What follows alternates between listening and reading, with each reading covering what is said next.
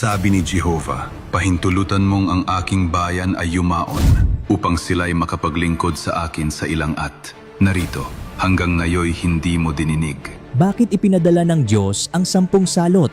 Hindi lamang ito parusa kay Paraon ng Ehipto, kundi pagpapakita rin ng dakilang kapangyarihan ng Diyos.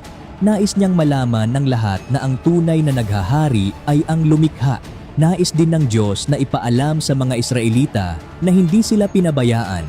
Sila ay bayan ng Diyos. Ang 10 salot at ang dagat na pula ay nagpapaalala sa atin.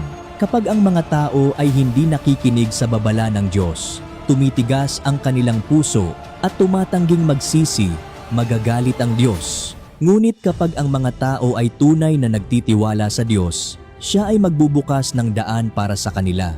Sa sandaling ito, kung narinig mo na ang babala ng Diyos at nakikita mong may mga kasalanan ka pang hindi pinagsisisihan, handa ka bang isantabi ang iyong pagmamataas at manumbalik sa Diyos? Kung ikaw ay nasa isang desperadong kalagayan, may pananampalataya ka bang maghintay sa Diyos na magbukas ng daan para sa iyo? Huwag mong tanggihang tumugon ng, "Willing ako," at makikita mo ang Diyos na kumikilos sa iyong buhay. Kung nagustuhan mo ang video na ito, i-share ito upang mas marami pang tao ang mapaalalahanan.